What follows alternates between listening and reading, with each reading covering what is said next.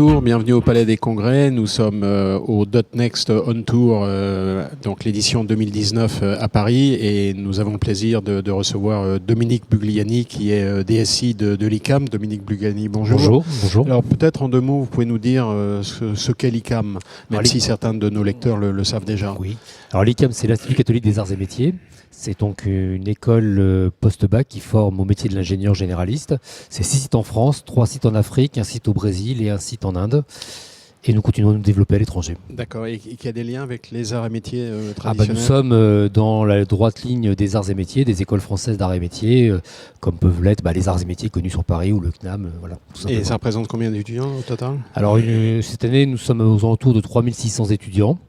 Et en devenir, puisque nous avons le site de Paris-Sénard qui aujourd'hui accepte 400 étudiants, qui à terme en acceptera à peu près 1000. Et plutôt dans des disciplines scientifiques pour la plupart? Alors l'ICAM, c'est aussi beaucoup de disciplines humaines.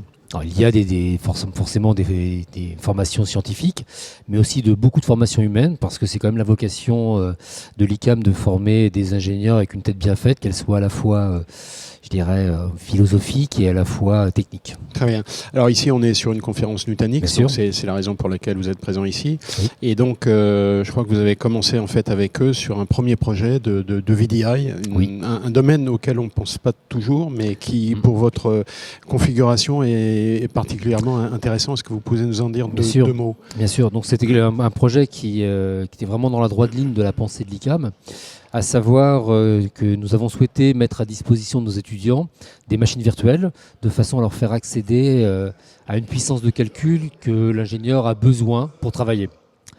Donc nous avons eu un projet en 2018 qui a été mené pendant à peu près 6 à 7 mois, qui a fait l'objet d'un POC avant, donc des tests. Et donc nous avons mis en place 21 nœuds Nutanix et 740 machines virtuelles auxquelles les étudiants peuvent accéder soit depuis l'ICAM pendant leur cours, leur formation, soit depuis l'extérieur de l'ICAM, quand ils sont chez eux, quand ils sont dans les résidences étudiantes, pour effectivement mener leur projet. Parce qu'on estime aujourd'hui qu'il y a continuité dans le métier d'ingénieur de travailler pendant les heures de bureau, comme on ferait n'importe quel ingénieur. Et malheureusement ou heureusement, parfois, la soirée continue. C'est d'ailleurs vrai pas seulement pour les ingénieurs, c'est vrai pour beaucoup de monde, mais bon voilà, là on est plus et alors justement l'intérêt c'est finalement une vision assez égalitaire des choses, parce que ça veut dire que très égalitaire, chaque étudiant avec son poste de travail quel qu'il soit peut accéder à la même puissance de calcul. C'est bien ça qu'est l'intérêt de la chose. C'était bien ça la philosophie de l'ICAM, c'est-à-dire de pouvoir proposer à nos étudiants, alors c'est une école privée, donc une formation payante, mais de ne pas en rajouter au prix de la formation, et donc moyennant une machine, je dirais 200 €, quelque chose qu'on va trouver dans le commerce classiquement, moyennant le client qui va bien pour accéder à l'infrastructure, les étudiants peuvent faire de la CAO, de la DAO depuis une machine à 200 €. Et évidemment, c'est un accès gratuit à toute cette puissance de calcul. Ah, c'est un accès gratuit, c'est compris dans le prix de la formation. Voilà. Alors, donc vous êtes parti, vous avez démarré avec un projet VDI avec Nutanix. Oui. Est-ce que vous allez continuer sur des projets, je dirais, d'infrastructures un peu plus traditionnels? Bien sûr. Enfin, bien que traditionnel, on parle de... Non, mais c'est traditionnel aujourd'hui. Aujourd'hui, le VDI, la virtualisation, c'est vraiment du traditionnel dans le monde de l'informatique.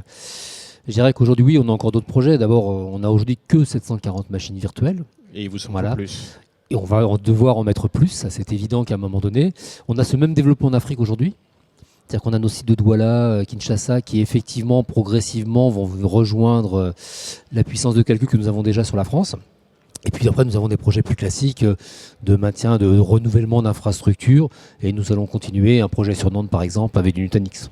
Et ça, c'est plutôt pour, je dirais, l'informatique traditionnelle de l'ICAM, qui est une entreprise comme une autre, finalement. Bien sûr. Alors après, on est beaucoup aussi dans le cloud aujourd'hui. Donc on utilise à la fois du on-premise et des machines virtuelles dans le cloud. Mais on a quand même besoin sur place pour des projets, pour des types de licences différentes. On a aussi besoin, puis pour les problèmes de RGPD, des problèmes de confidentialité, on a aussi besoin d'avoir des machines sur le site. Mais la vision de Nutanix et d'autres acteurs d'ailleurs, qui est de dire on peut offrir un certain nombre de ressources on-premise et puis de répliquer ces ressources-là sur le cloud et d'offrir une ressource commune dans le cloud hybride, ça c'est quelque chose qui vous intéresse particulièrement. Mais c'est quelque chose qu'on a fait. Que vous avez déjà fait. Bien sûr, parce qu'aujourd'hui nos 6 sites sont équipés. D'accord, donc si on a mis 3 nœuds par site, donc on se retrouve à 18 nœuds, et on a encore un 7e site qui est lui dans le cloud hébergé aujourd'hui, qui permet aux étudiants depuis l'extérieur de se connecter à l'ICAM. Donc on a un seul point d'entrée. Et puis, ça nous permet aussi, lorsqu'on a besoin lors de formation avec plus d'étudiants, de déborder du site pour aller aussi sur ce qu'on appelle, nous, le 7e site.